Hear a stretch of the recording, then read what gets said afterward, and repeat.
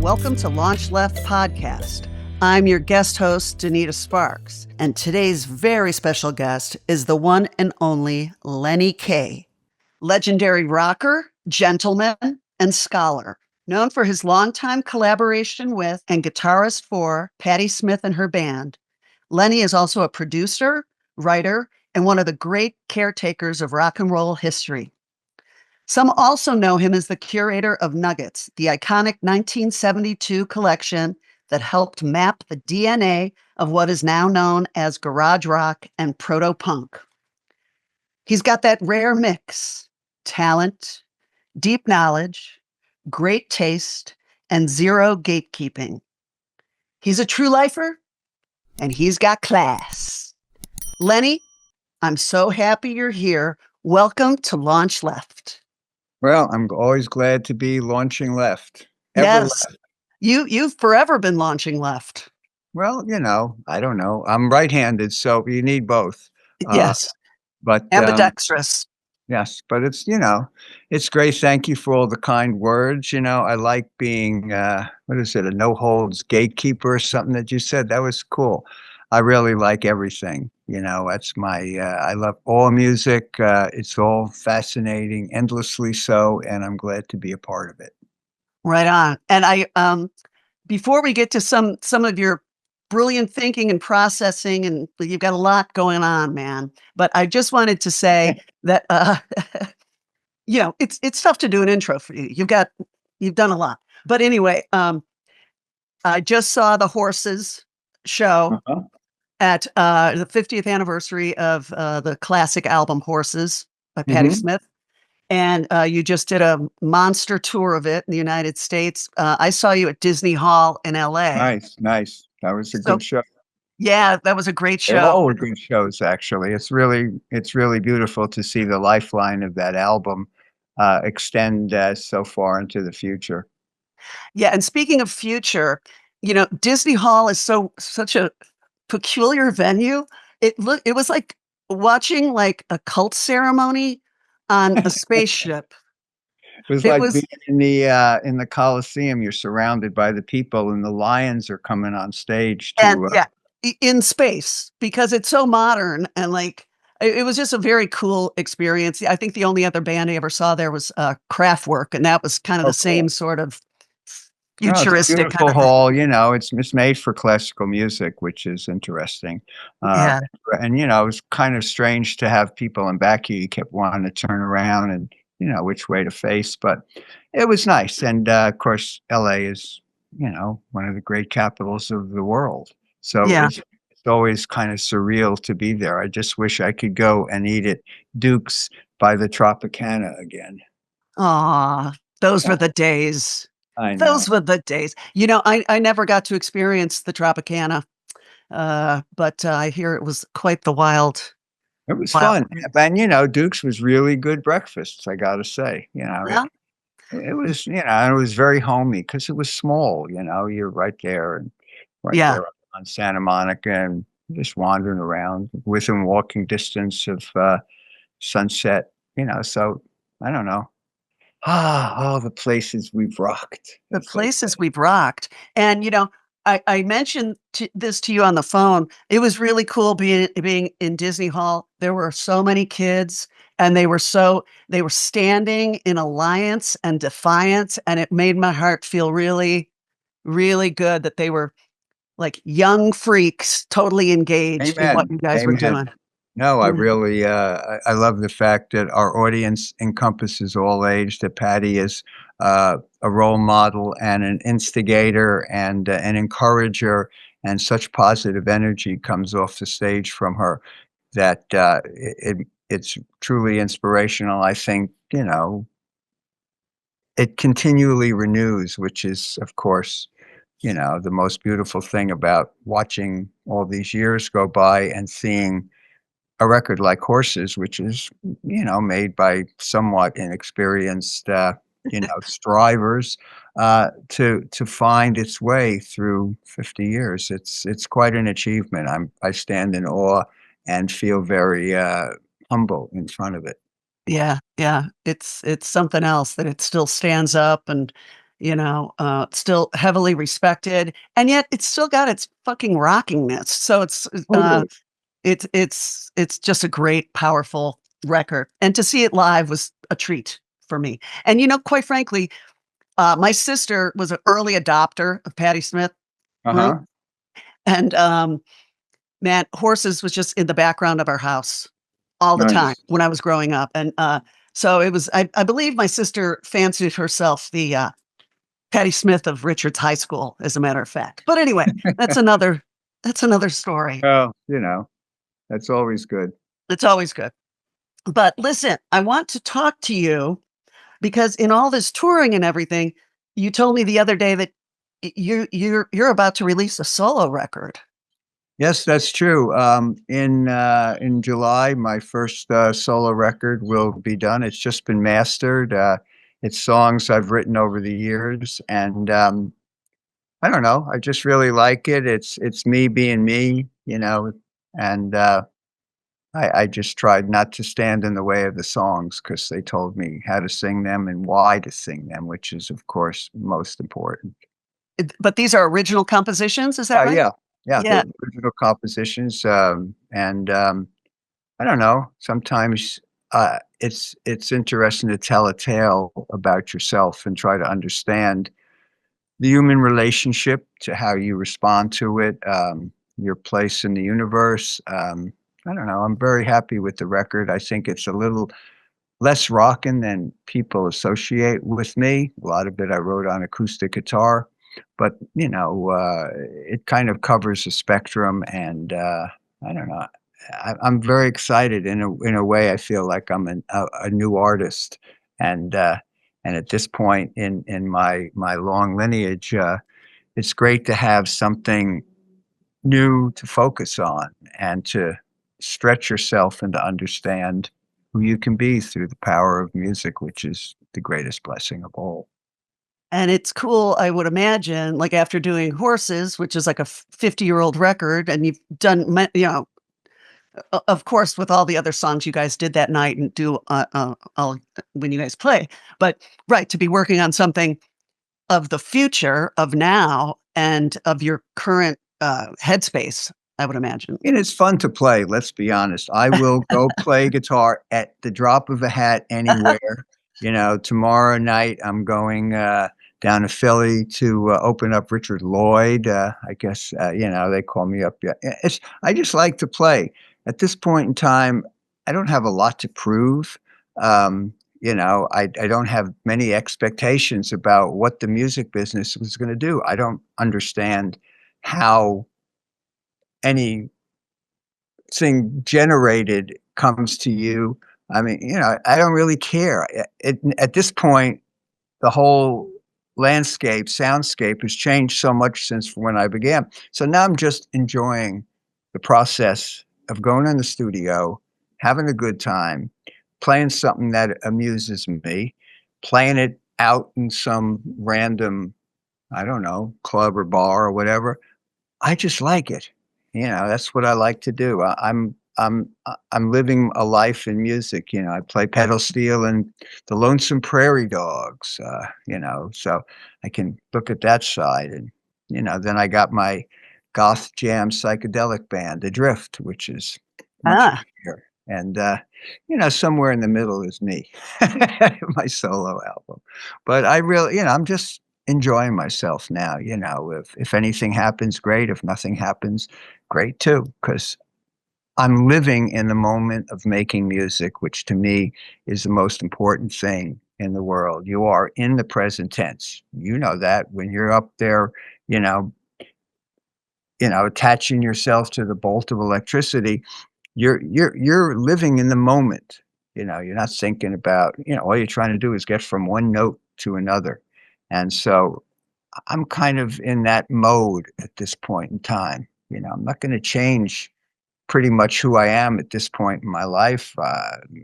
You know, uh, Whatever I've done will be attached to me, but really, that's all then. I'm having fun in the future because that's yeah. how you stay alive in many different ways. Yeah, and I heard you refer to, you were asked the question and about Patti Smith or something, and you said, she's a worker. And I get Well, the sense that you're a worker as well, yeah, I'm a Mr. K. worker. I mean, but I think work is its own, as the cliche goes, it's its own reward. I get up in the morning, some of the stuff I do is, I mean, some of it is just taking care of the finances in your universe. And some of it is just like, smoking some pot and getting out there and then bringing Shocking. it back to earth and making a piece of something out of it. Uh, I just, I like to work, and Patty likes to, and we're both workers because then you don't start thinking, well, I did that, so I don't have to do anything else. I mean, Yeah. I sometimes just keep yourself going. And yeah, it's a very exciting thing, I gotta yeah. say. I struggle with that personally, to keep, because sometimes the biz gets discouraging and it kind of crushes you down. And it's like, but fuck, what else am I gonna do? But mow Well, lawns. I mean, I gotta say that's the biz, and I remember in the mid-90s when, I wasn't playing much and I was a, quote, "record producer" where, people would send you tapes, and you have to make this decision or that, and then you go in the studio and it's psychodrama, but it was all good, but I wasn't really like, and then people are giving you tapes like, "Can you help me up?" And all of a sudden, I thought, "What?" And then I went down, Tony Shanahan, who's the bass player with Patty now, had this thing in my hometown in New Jersey, New Brunswick, called the Slaves of New Brunswick, where every Wednesday they would set up at the local bar, the Melody Lounge, and it was kind of a floating personnel. There was Glenn Burtnick, Tony, they were kind of the ringleaders, but a lot of local guys and girls who really were into playing music. And you'd go there and it would be like a Wednesday night and, people would be paying attention to the band, getting drunk, picking each other up. Sometimes they get into it. Otherwise, it was like playing some weird fraternity party somewhere. And it reminded me why I started playing music in the first place. oh, You go to CBGB, so this band is desperate to, and here's my tape. And then I just went down there and it was the pure joy of playing music. And that's really what keeps me going. I actually like, the local. I mean, my record's called Going Local. So okay. that's that's what I like. I like to go down to tomorrow I'm playing the punk rock flea market in Stroudsburg with Adrift. That'd be fun. That'll And be fun. I'm just trying to enjoy the life that the guitar has brought me and music. I mean, I'm as much an enjoyer of music as I am a player of music. I like to write about it. I like to listen to it. I like to get stoned to it. I like I like music, and that's a Well, when you write your music, are you a lyric guy first or a music guy first? Do you come up with the chords and then, or are you like pontificating over something and then, in a William Shatner kind of way, Yeah. and then the chords come? Or I don't know. Well, it starts with sometimes you're just spacing out in the guitar and you play a cool riff, yeah, and either you forget it immediately, which happens about 60% of the time, or you have, on your phone, you have that little thing, so you push it and then you never listen to it except, 2 years later and you think, "Well, that sounds pretty good." And sometimes you get an idea of something you wanna say. I believe that songs need to be written. There's a billion songs out there, but for me, at least the songs I write, they come out of something I'm contemplating within my life and usually within a relationship, which is, I mean, and sometimes not. Sometimes there's topics, um, you know, but I believe the song needs, it was just not like some, let's toss off 40 songs or cut and paste lyrics together, um, they have to have some kind of meaning to you, if nothing else, to me. I mean, some of these songs I've had for 15 years. Uh, uh, and, yeah, interesting. they just, and they're not going to date because at this point, I'm not a teenager anymore. So, they're all from a certain, I don't know. I have to say, I could have made a craftier record, like jumped on a genre, doom metal or, I mean, and I like all of them. So, why not? But these are just weirdly honest songs that have a lot of heart. And, again, I don't know, even though I don't think my personal audience who knows me through garage rock or even Patty, it might not appeal to them. But I Yeah. don't know, this is the stuff that I'm enjoying doing, and, and I just finished mastering, which is amazing. Yeah, Hallelujah. it's done. It's done. Oh So, God. yeah, Yeah, we discussed the other day. I hate mastering and you hate mixing. yeah, I'm not a mixer, I like when it's the expanding universe where you can just add this, you wanna hear something louder, you just whisk that up and down. Yeah. Um And then it kinda contracts into the mix, and then the master, and then the pressing, and then but I really find that 2 months out after all this is done, you just listen to it, it sounds like the record, it's out there, sometimes somebody will ask you to sign it, it's kind of abstract, because it doesn't belong to you anymore, it belongs to the people. My I can already feel like my time with these songs and making a record, it's like past tense. I've done it. I've understood every note, every inflection on it, every lyric, every guitar, whatever, and I'm done, It's Yeah. out of and hopefully, as I was just doing earlier today, down in the basement, I set up a little monitor so I could sing. It's fun to play music, and Yeah. I'm a musician, professional musician, amazingly enough, that I can do it, you Yeah. know? And I'm not it's Yeah. cool.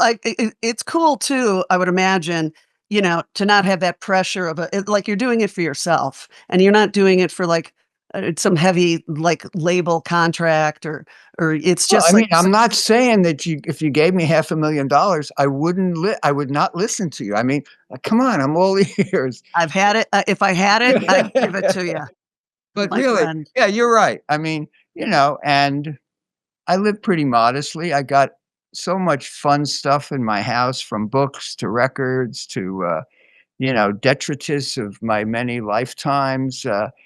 You know, I'm I'm kind of happy and knocking on wood, as they say. But And you do a lot of cool shit. I mean, you get to play to huge audiences. You get to play in local clubs. yeah, You get the gamut, and you well, I'm travel. back to the bars now. I will. Well, all right, back to the bars, back to the bars. Now Well, I wanna shift gears. I wanna change chords here, Lenny, okay. because I am reading your book, Ah, Lightning Striking, again and again and again. Um, I love this book so much, and can you just tell our audience, the gist of the idea of this book that I am enjoying so much?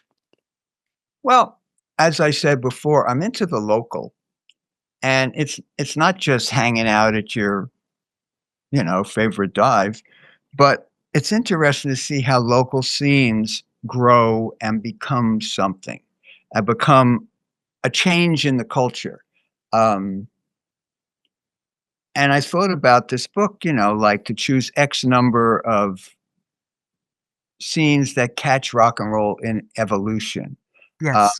And to tell the story of this music, which I've spent my life celebrating, uh, in a way that you have a history of rock and roll, kind of geographically. That doesn't mean that a lot of cities that should have been in there uh, couldn't make it. I mean, when I realized that each city I visited in time and space was taking months to explore fully, the book took about 6 years to actually Wow. write. Wow. But, it was total fun, going down rabbit holes, finding really weird artists, and telling the tale of this music, and I just really loved it. There are 10 of them, kind of a forward with Cleveland in '52, the first rock and roll riot.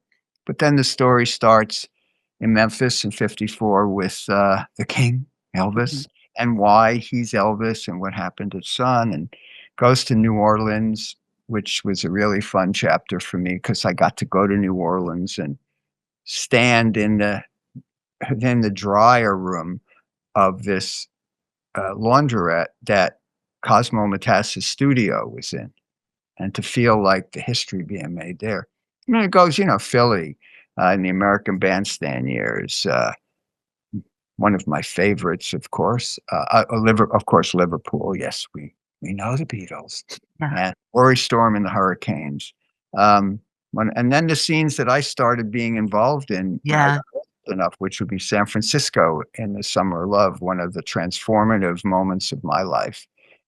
Detroit, '59, MC5 versus the Stooges. New York City, what can I say? 1975 Gala year. Yeah. Had just celebrated it. And, onward, London in the punk rock years, and, my favorite chapter, the metal chapter, hair metal from Los Angeles and, black metal from Scandinavia. And that was really fun to get into. And then Seattle, when rock and roll, at least for me, has come to the end of its innovative period. Interesting. It'll be the Yeah. interpretive period now and using all the things, but I don't think there's gonna be someone who's gonna change the face of this music, but I think that's cool. You know, Dixieland jazz had a moment in time and space. Well, Blue.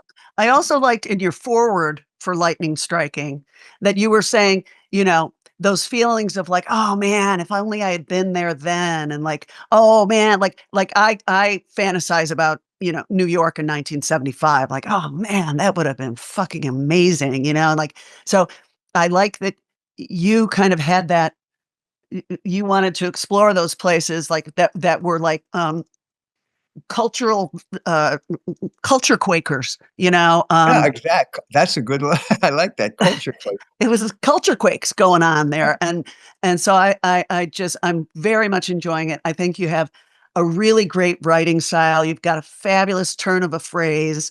I'm cracking up Well, all the it's time. wordplay, it's kinda like playing music with words, just like playing music sometimes has a narrative structure.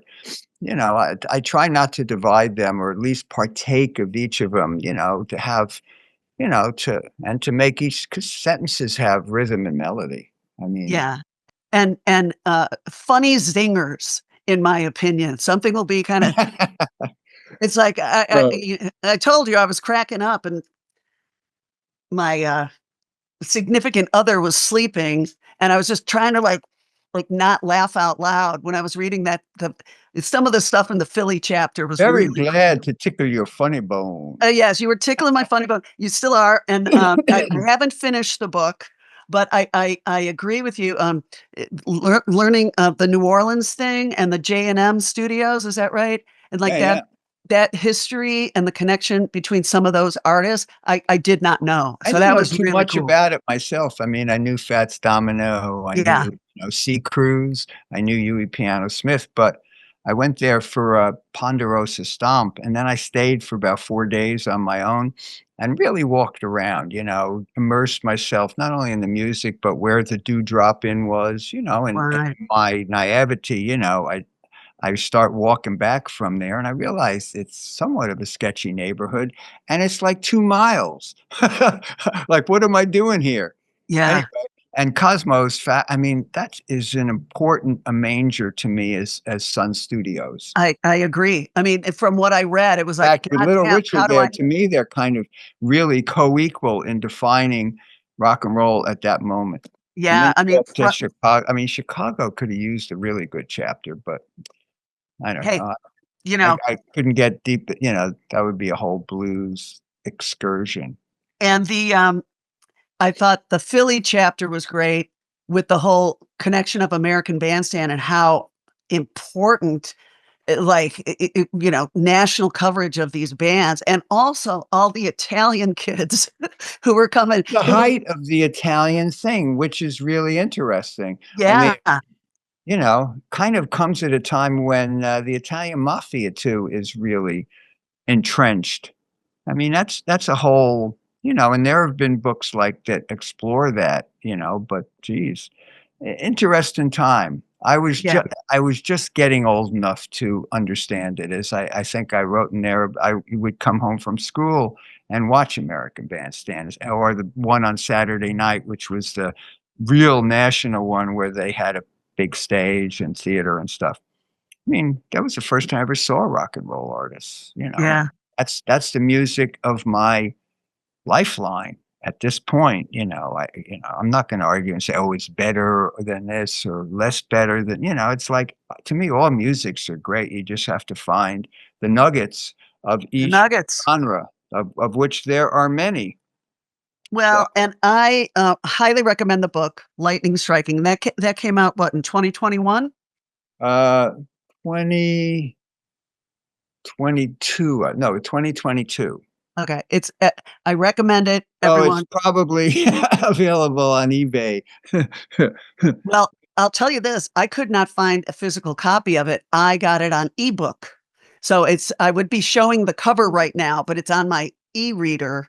But Really? I'll have to uh talk to my publishers, but they've I absconded with all the cash I've made for them. well, if you've got an extra one lying around and you want to autograph it to your I'll dear send it to friend you, baby. Yes. Donita, You need a hard copy. You need a hard copy. I would really be thrilled with that. Now, moving on, Okay. I've got the Nuggets box set. Oh, And so this is all tying in with like your books that you write. You also wrote one on Waylon Jennings, right? yeah. I, wa- I'm gonna I I'm love gonna read country music. I'm gonna read that one next. But It's I it's like how you've it's I was Way Lenny. what's that? I was Way Lenny. He was Waylon and I was Way Lenny. Oh, did you guys get along? We were really good friends. I mean, he was really amused by me. I got to Uh-huh. say, I went down there with no airs. He had already burned through two writers, and he didn't want to really even talk to a writer. The agent who was trying to put this together said, you should go see him. So I went on my own dime and went to visit him. And, I didn't really tell him much about myself. I just tell him, that I am a player, but I want to, I know there's a lot of sex and drugs in his life, and we love those stories. But but I want to know why you get on stage for 250 nights out of the year. Yeah. And so he says to me, "Well, come on the bus." And next thing I know, I'm on my way to Kansas City to see him play at some, country western, club. And it was just great. We liked each other. He Yeah. found out more about me as we did it, but I was Mr. One-way street with Waylon. You know, Uh-huh. I'm Yeah. going down your street. I don't need to tell you about my street. Yeah. Right. No, no, no. And he was a handsome man. He I was a handsome man, yeah, and Jessi is a beautiful woman, and I beautiful made a woman. beautiful Yes. record with Jessi Colter, called Yeah. The Psalms. Because Ah, one day I came to the living room, and she was sitting behind the piano with the Bible in front of her, singing away, playing the Psalms, with it, not a sense of song, but just, putting her fingers on the keys and going where the chords took her. And I thought it was the most beautiful thing I'd ever seen. wow. And after Waylon passed, I was talking to her on the phone, and I said, there's a record I'd love. She just made a record with Don Was, but I said, there's a record I'd love to hear, which is you singing the Psalms, and it kind of tickled her. And so her son was living in New York at the time, around the corner from me, and she came to visit, and I got us a studio with a really nice piano, and we opened the Bible, and we chose, some of the Psalms that were not about slicing the heads off the Philistines. And she just sat behind the piano, and one take, maybe two, but usually just one. And at the end of 2 days, the weekends, I went out there and played a little with her. She sang, I had seven performances. Came to New Wow. York the next year, another another five, including the hit Psalm, the 23rd. And, it took me 10 years to figure out how to flesh out these beautiful pieces of piano and poetry. Uh, and anyway, sorry to go on like that, but it's No, no, no. really one of my most favorite things I've ever done. And so if you would go on your social media or whatever and look up Jessi Colter, the Okay. song, you will see something really, really spiritual and beautiful. I will check that out for sure. I had the pleasure of meeting both of them briefly Oh, at the nice. House of Blues in LA. We actually L7 was on this Willie Nelson tribute record, and Ah, Waylon laid down some guitar on our track of 3 days, which was, wow. yeah, he did it remotely. So and he even he added some backing vocals too. So that was really like, oh my So god. nice. Oh my Yeah. God. Yeah. He was Um, a capital human being, left us all too soon. Too soon. All too Too soon. soon. But it could have been sooner if he hadn't swapped his airplane seat out, right? That's the truth, and that's a really an amazing story, and he told me that in such great detail, Uh-huh. including, the punchline, which, you should read the book to get the punchline, but I'm gonna read the book, but, no, um no, no, no, I'm talking about the world at large. It's a great punchline to the Buddy Holly, story/tragedy, but as Waylon said, "Took me a lot of years to get over that." Aw, I mean, yeah, I bet. no, as did rock and roll. Yes, yes. Now, another hat that you wear, just real briefly, because I love how, like, Nuggets, which you were the curator of, I suppose, and, Who knew? was this your idea too, to do this? To do what? The To Nuggets? the Nuggets stuff, yeah. That was Jack Holzman. Well, Jack Holzman gave me a pretty broad, choice.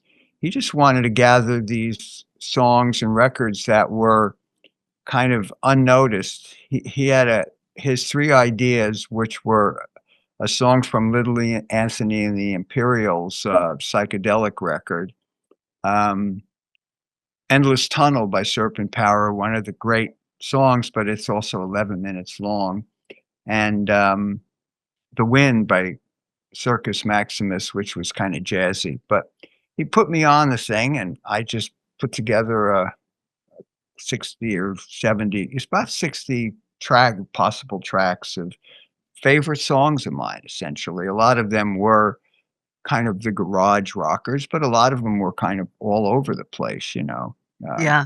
orchestral, Beach Boys-ish, but I don't know, I just put I was working at Village Oldies at the time, so I just go through the stacks and write them down and, you know, that's how Amazing. it happened. I mean, I didn't really think it was ever gonna happen. Kind of I was there as a kind of talent scout, unofficial for a couple months, and then they didn't like anything I brought them or vice versa, so they let me go, but they had this list, and about, I don't know, a year after I wasn't with the company, they called me up and said, "We have the rights to X number of tracks. What should we do with them?" And I said, "Whoa, this record is still happening." So I mean, I kinda had fun with it because I didn't take it that seriously. I didn't think, "Oh, I have to make this the definitive garage rock thing." No, I mean, a lot of them are just my favorite records and not even the record that the group should have been represented by. I mean, I should have had the Shadows of Night doing Gloria, but I had them do Oh Yeah, which was kind of my little personal rave up favorite from their album. I don't Yeah. know. It's accident of fate that we're talking about it more than 50 years in the future is like crazy. Yeah, and it was a gift to all of us, and then it spawned many, like, Gift to garage me. bands in the '80s, In like, terms of beer, uh, I got beers bought for me all over the oh, world. I bet. But, no, But I mean, it's because really what it is, you can call it garage rock, you can call it whatever you like, but it's just these great songs. Every yes, song is great. regardless of what they're at. And, if you did that for every genre of music. I've wanted to do a reggae nuggets from the 70s. For years, I have like 30 unbelievably mind-blowing tracks, which, never really, and there's a lot of reggae compilations. That's the thing.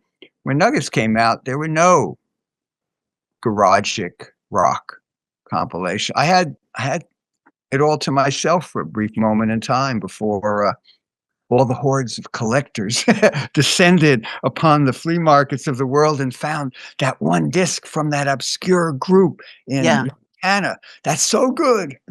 Now, and I think it's cool too that like now there is Little Steven's Underground Garage radio station, which you have a show on. It's on SiriusXM. Is that correct? That's right. Bouncing off the SiriusXM satellite on channel 21, spinning the platters that matters with accompanying chatters. Yeah, every Monday and Tuesday, 8 p.m. Eastern to midnight.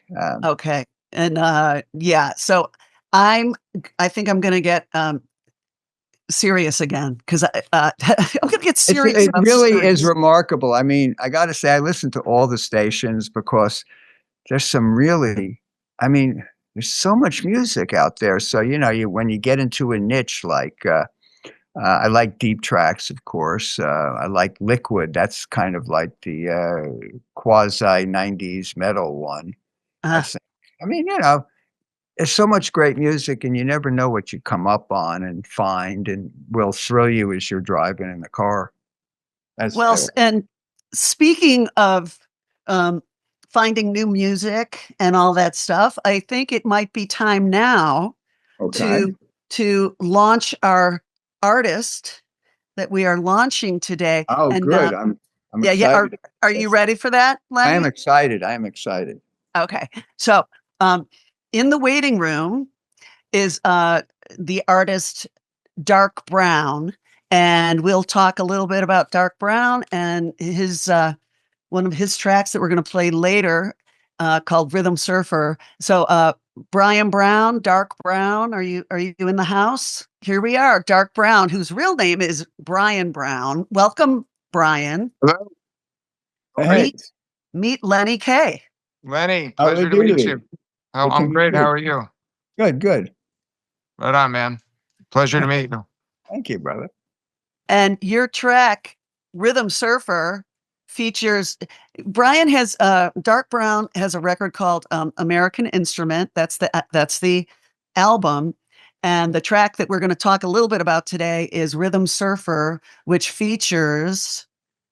You want to tell us about that track, Bryan? I'm sure the track features Dick Dale, pioneer guitar, American rock legend, surf guitar, king of the surf guitar, Dick Dale. I played with Dick for years as his drummer and kept in contact with him. And when I started the album was sort of inspired from the American drum set, and it was sort of an homage to a lot of my friends and my relationship with the drum set and Dick Dale's his first instrument, which a lot of people don't know, was the drums. And so he was one of the first people that I called, and he was gracious enough to throw down on the track, and it turned out to be really cool. And you want to tell us how you met Dick Dale? It's kind of a cool story. It's kind of long. I'll give you the short version of it. I went with a friend who was a photographer to the NAMM show. For those of you who know what the NAMM show, it's a horrible, horrific trade show that happens in Southern California. It's a good thing, but it's not my bag. But I went with him to assist shooting John Entwistle from The Who. On a break, I was walking around and I could, it's kind of a cacophony of sounds, but I could hear a sound that sounded familiar, and I kind of peered into a booth, and Dick Dale was in there, and my brother had just recently told me that he saw him play. I knew that Donita was a fan, a few other friends, I'd never seen him, and I kind of pushed my way into the room and was just completely floored and blown away, and really had a spiritual connection to his playing and his overall thing. And I just approached him afterwards, which was not usually my vibe. And 2 days later, I was out in the desert in 29 Palms, in the Mojave Desert, we jammed a track, Miserlou, and he asked if I wanted to go to Europe the next month. So I went, and that's it. Wow. Cool. Yeah, super Well, cool. A great experience, and a really unique and magical individual. A lot of people, yeah, he was a really special person in my life. I'm very gracious that I was able to learn from him and play music with him, travel with him. And he wasn't a jamming guy. He didn't like to jam, right? No, he wasn't. And when I toured with him, people asked if he'd want to sit in. That wasn't is for as amazing as a genius musician. I don't use that word lightly. I mean, when I was at his place, he could play saxophone, trumpet, piano, harmonica. He would just pick up an instrument. He was totally self-taught. As badass of a musician as he was just not comfortable sitting in with people. It wasn't his thing, and he was very above board about it. And again, another reason why I was so happy that he lent his sound to the track, because he just kind of went in blind and just kind of went off of instinct. So yeah, I was really lucky to be able to capture him in that moment. Well, Bryan, you are also a multi-instrumentalist. You've been I am. a drummer for years. You've been in a lot of rock bands, and you are about to go on tour with I am. who? I'm gonna jump back into it with the Afghan Wigs. I've been friends with Greg Dooley, a singer songwriter from Afghan Wigs for a long time, and he was kind enough to ask if I wanted to jump into the next touring cycle. I'm also on the record too, so I'm excited about playing live again. But my focus for the last, I don't know how long, really 20 years, has just been composing for score and film and any kind of media for that matter. But there's something that happens when you play live that's completely different from being in the studio. So yeah, I should be out on the road in a couple months. That's super great. Yeah. And Lenny, did you say you had a little Dick Dale story? well, I saw Dick Dale. I don't know whether you were in the band at the time in Olympia, Washington. I might be 10 years now. Uh, but anyway, he was great. Those huge super reverbs, those the volumetrics, and I got to be really up close to the Did you? stage and get my ears bled. And then I went out and got his autograph when he was sitting at the merch table, a treasured piece of memorabilia. I don't remember playing in Olympia with him. I definitely remember the blistering amplifiers, which was like, Yeah, imagine. um, and when I went on the road with him, I told him I don't really know a lot of your material, and I would just tell the monitor guy, just turn up my kick and snare and just blast his guitars, and the timbre, as you know, of his instrument was like ear piercing. So Oh I would yeah, have, it was really high in the treble span. yeah, it was gnarly, but my ears would definitely be ringing afterwards. But he took those amps when I remember the first European tour. He would take the amps with him, and he would have to hang them from the lighting truss lots of time because of the reverb in them if the stage was vibrating. Oh my But God, that's right. It'd be crashing away. yeah, it was. But his place out in 29 Palms just had all kinds of prototypes that he and Leo Fender built Wow. things. I'd be like, "What is this?" And oh, that's a manifestation of kind of like a Rhodes, but mixed in with like a Fender Champ, and it was like just for like music nerds like me, it was just so Here, cool. I here. mean, he's totally he flew planes. He was just a complete scientist. He was a sonic scientist, and he applied that knowledge to building those amps with Leo Fender. But yeah, and I can remember so many times people on tour wanting to look at his gear. And Yeah. when we played UK, I did a Jules Holland episode, and Clapton was there. Clapton wanted to bro Oh out my with him. God, And yeah. I'd Jeff like to Beck. be on the fly on the wall to that conversation. Now it was like Dr. John, just a lot of people. He didn't tour a lot. So it was like I mean the shows were theaters, but the vibe around it, he'd never toured Europe, was really magical, and there was a lot of excitement. We played at the Paradiso in Amsterdam, and Prince was playing the same night in an arena, and he played one of his after shows, but he wanted to meet, Dick when he Oh, got there. sure. he wanted to like just like talk to him and do the thing. Of course, I always just like kind of remove myself. It had Right. nothing to do with me, but it was still a really cool thing to watch him receive accolades from some of his peers or a lot of people that he'd influenced. Especially like, you know, he told me he wasn't like tight with him, but he knew Hendrix and showed Hendrix some tricks, and it was like the left-handed turned around the other way. So I'm sure, you know, Oh, right. Both of Prince those. being Prince being Prince knew all of that, and yeah, it was just a great experience. But then when you have the moment to have that person playing within your own world, it's just really magical. Well, we're going to check out that track Right on. from your album American Instrument, featuring Dick Dale. I play a little guitar on it, but I'm not playing the great stuff. No, but you're playing the lead, the melody. And again, Lenny, I like Donita's one of the biggest Dick Dale fans I know. Right. Like sincerely, like from way back, like championing him. Told me a story about seeing Dick Dale and Brian Wilson, you know, in Malibu. Like really cool old school shit, and not jumping on the bandwagon. So it was like important to have Donita, my brother, who's really influential in my life. He's on it too. But Well, I can't wait to hear it. I can't wait to hear it. My favorite Dick Dale song, aside from, you know, the big hit, Miserlou, is called Taco Wagon. I just really like that. He had it. Yeah, he had some. Was that like a 50s track, a 60s track? I don't know. I must be a 60s track. I have it on a 45. So I'm positive it's a 60s track. So yeah, that was when you were Lenny, when you were on Amoeba, What's in My Bag, the first thing you pulled out was the Dick Dale single. And I was like, okay, this will be perfect. Dark brown with Lenny Kaye.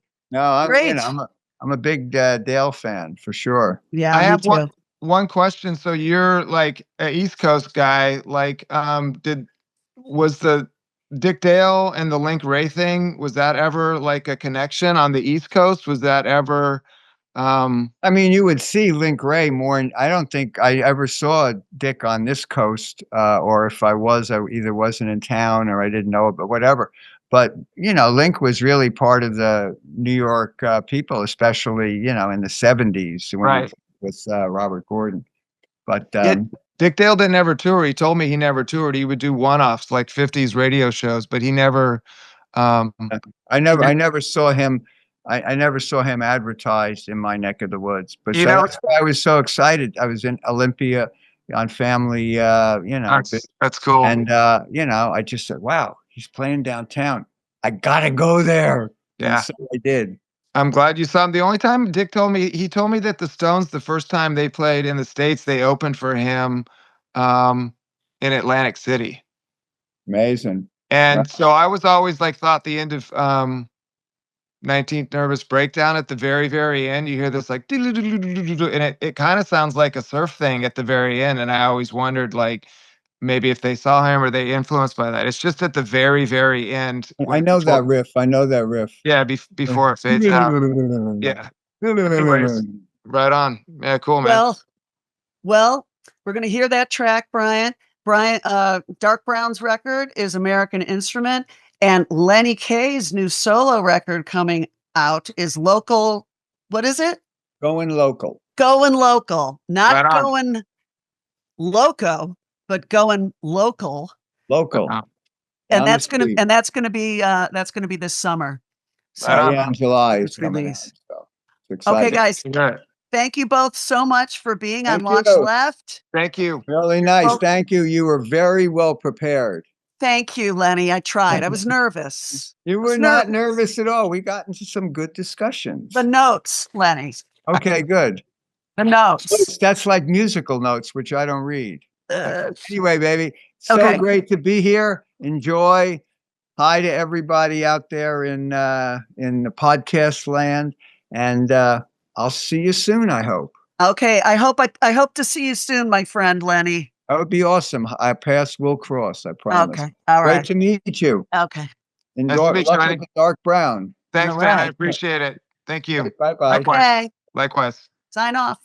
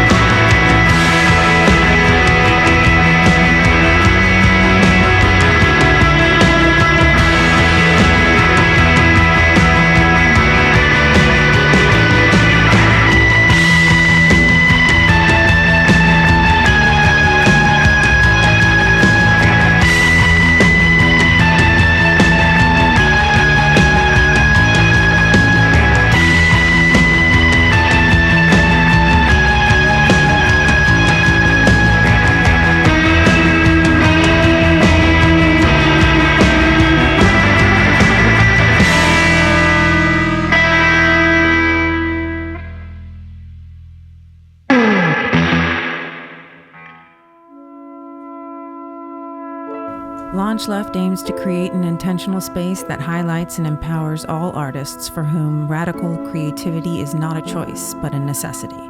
LaunchLeft begins with music, but its ultimate aim is to launch left-of-center artists in all creative fields.